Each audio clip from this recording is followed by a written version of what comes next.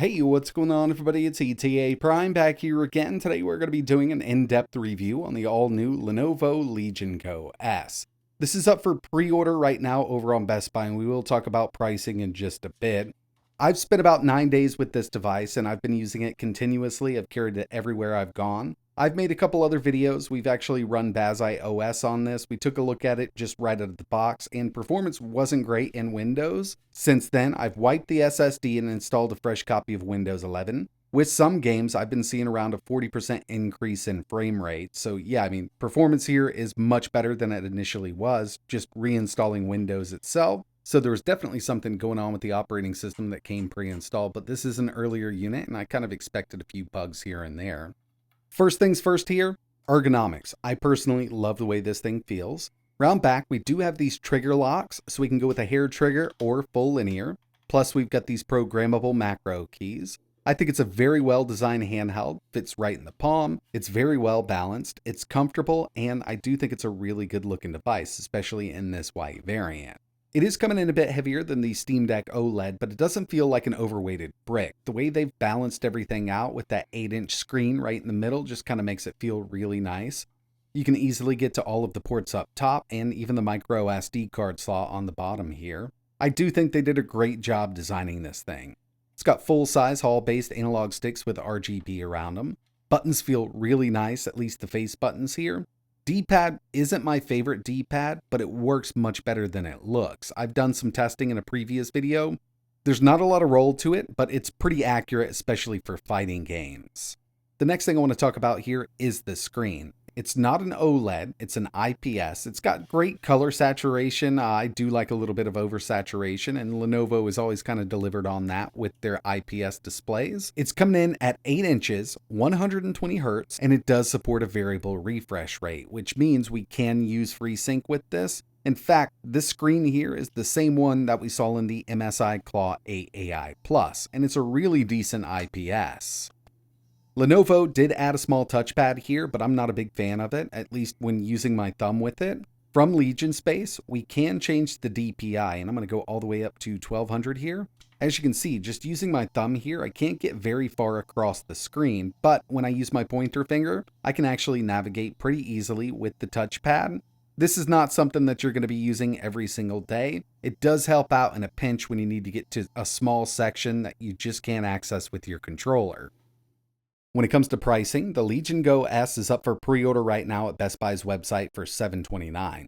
And with this, you're going to get 32 gigs of RAM, 1 terabyte of storage, and obviously the AMD Ryzen Z2 Go APU. And right off the bat here, I do want to mention that the original Legion Go with the Z1 Extreme APU is more powerful than the Legion Go S. And the price difference isn't that much here, because the Legion Go with a 1 terabyte SSD and 16 gigs of RAM is $749. Or you could go with less storage, coming in at 512 gigabytes for $699. A couple things to keep in mind here. With the original Legion Go, you're only getting 16 gigabytes of RAM as opposed to 32 with the Legion Go S, and the screen doesn't support a variable refresh rate. But it does have a larger screen. We've got those detachable controllers, and like I mentioned, the Z1 Extreme and the original Legion Go is more powerful. Next thing I wanted to do was pull this thing apart real quick. I'll show you how easy it is to upgrade the SSD here. Plus, we can get a look at the internals, and to do this, it's actually quite easy. 3 screws on the bottom.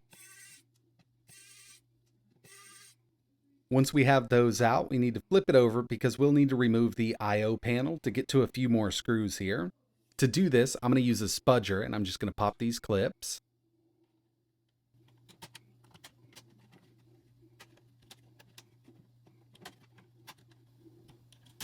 Now that we've got that off, there's a few more screws we need to get out, 5 to be exact. 3 are easily visible, but the other 2 are under the bumpers on the top.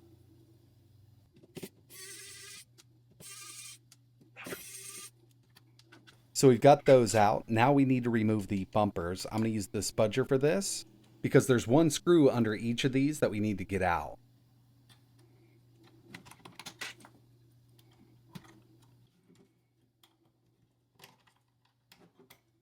And if we take a closer look, you can see it's kind of an angled screw right here. Now this screw actually has a backer on it, so it's not going to fall out of its place. So we've got all the screws out. Now we just need to deal with the clips, and I'm going to use a spudger for this. I've got all of the clips separated. Now I can pull the back panel off. And one of the main reasons you would want to get in here is to upgrade the storage. Lenovo actually added a 2242 M.2 here with the bracket, so it does support a 2280. And this isn't the first time I've seen Lenovo do this. In a laptop I bought a couple years ago from Lenovo, same exact thing. A 2242 SSD with a bracket that kind of extends it out to a 2280. But this way we can add a cheaper, much larger drive, and it definitely looks like we could fit a 4 terabyte drive in this unit. Just taking a closer look at everything, and you might notice that there are a couple little micro switches kind of sticking out there. Those are for the rear macro keys. We can access the battery connector quite easily, and if you're going to be upgrading the SSD in yours, just go ahead and unplug that before you remove the SSD. But nothing really out of the ordinary. A lot of proprietary stuff in here, specifically designed for this device. Now it's time to get into some gameplay, and from Legion Space, we can totally adjust the TDP from 5 watts up to 30 watts on battery, actually up to 33 for a boost. It also has kind of a dock mode setup, so while you're plugged into the wall, you can do up to 40 watts. But for the most part on battery, we've got 3 modes to really worry about. Quiet mode, which is going to be a 10 watt TDP, balanced 15 watts, and performance, which is going to take us up to 25. And that's what I'm running at right now with Cyberpunk 2077. 1600 by 1000, low settings, FSR set to balanced. You can see we can't quite hit a steady 60 with it, but we have one thing that we can enable here that'll get us well over 60 with the same settings. Frame gen. So this is FSR 3 frame gen. We're still at 1600 by 1000, low settings, and now we're seeing an average of around 78 FPS. And I'll tell you what, if the game supports frame gen, you're probably going to want to enable it on this device. The Z2 Go APU was specifically designed by AMD for Lenovo, but it's only got 4 cores, 8 threads, and an RDNA 2 based iGPU. Basically, what we've got here is a 6800U with only 4 cores and 8 threads. Here's Borderlands 3. We're at 1600 by 1000, and again, we're in that performance mode, so we've got a 25 watt TDP.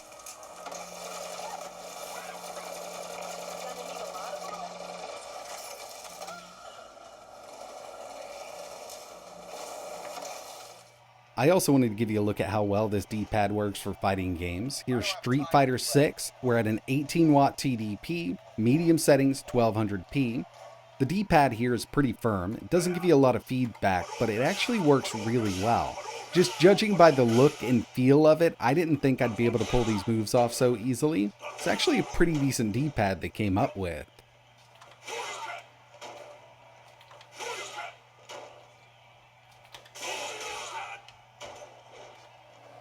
Here's Spider-Man 2, and this is a game I tested before I reinstalled Windows. It didn't perform well at all. I actually had to take it up to a 30 watt TDP, 800p. Actually, I'll show you that right now. So this is the game running. I did have to lock it down at 60 because we had a lot of dips way under 60.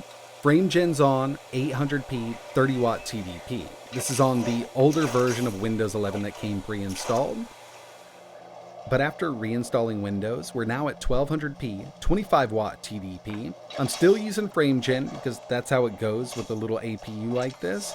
And FSR is set to balanced. I mean, it's really night and day. Before, at 1200p, I was seeing an average of around 33 FPS.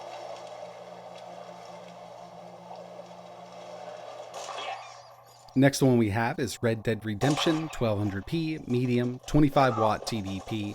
Running great, well over 60 FPS. I was really hoping I could lock this down at 120 1200p, but in order to do that, we need to drop it down to 1600 by 1000 and then take it to low. And I've got one more here, 1200p, medium, frame gen on, 25 watt TDP. So as you see, I mean, with games that do support frame gen, we still need to take it up to a 25 watt TDP. And we've only got a 55.5 watt hour battery. And I did do some battery testing at a 5 watt TDP, 15, and a 25. But the next thing I wanted to take a look at were some benchmarks that I ran on this. And I also ran the same exact benchmarks at the same wattage on the Z1 Extreme and the ROG Ally X.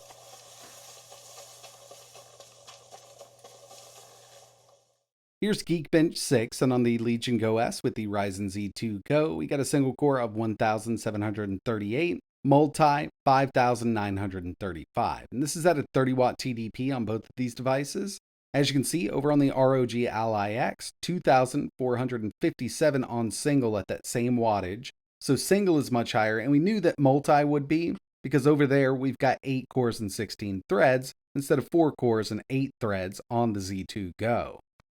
When it comes to the iGPU, I used 3D Mark Time Spy at a 17-watt TDP and a 30. On the Legion Go S, total score here, 2017. Over on the ROG Ally X with the Z1 Extreme, 2,581. And at 30 watts on the Legion Go S, we're right there at 2,590. But if you take a look over at the Ally X, 3,278. So obviously the Z1 Extreme is beating out that Ryzen Z2 Go chip when it comes to CPU performance and GPU performance. But there's one last test that I wanted to run here, and that was the built-in benchmark for Cyberpunk 2077. What you're seeing on screen right now is the 30-watt run, but I also ran this at a 17-watt TDP. And I'll tell you, at a 17-watt TDP, they're not that far off from each other, but then when we start throwing more wattage at the Z1 Extreme, it really kind of gets on up there. At 17 watts on the Legion Go S, we had an average of 25 FPS, average of 27 over on the ROG Ally X. 30-watt TDP on the Legion Go S, average of 35, over on the Ally X, 41 FPS on average. And the final thing I wanted to talk about here was battery life on the Legion Go S. We've got a 55.5 watt hour battery, and as you saw through my testing, in order to get those AAA games on up there, we need to go to a 25 watt TDP, and doing that will give us significantly lower run times. But with my testing here, we had the screen brightness at 50%, volume at 30, RGB off, Wi-Fi and Bluetooth on. 5 watt gaming, good for some 2D indie games and 2D emulation. You're going to get around 6 hours and 20 minutes. 15 watt gaming, that's going to drop down to 2 hours and 20 minutes. And 25 watt gaming, an hour and 30 minutes. So here's the deal. I've done a lot of testing with the Legion Go S, and at that $729 price tag that they're asking right now, I don't think it makes much sense given that they're selling the Legion Go with 512 gigabytes of storage for $699. And with the original Legion Go, you get a bigger screen, detachable controllers, and just overall better performance out of that Ryzen Z1 Extreme. If this was coming in with a lower price tag the way it is right now, it might make sense to some people. Or even if they added the Z1 Extreme here with 32 gigs of RAM, same form factor and everything like that at $729, a lot of people might want to pick something like this up because I do love the overall design. Controls are spot on. D-pad doesn't feel as good as some others on the market, but it works really well. And the screen does look great. That 8-inch 120Hz VRR display is great. It's not an OLED or anything like that, but having that variable refresh rate really helps out when you start dipping under that minimum frame rate. You're not going to see any tearing on this with FreeSync enabled. But in the end, it's always up to you. And I will leave links in the description in case you want to learn a little more, but I'm more excited about the SteamOS version of this. It should be coming out later this year with a significantly lower price tag, and we get SteamOS. If you're interested in seeing a very similar operating system like SteamOS running on this, known as Bazite, I did make a video and I'll leave a link for that in the description. But that's going to wrap it up for this video. Let me know your thoughts in the comments below. Is this something you're going to pick up? Are you going to skip it altogether? Wait for the SteamOS version? And like always, thanks for watching.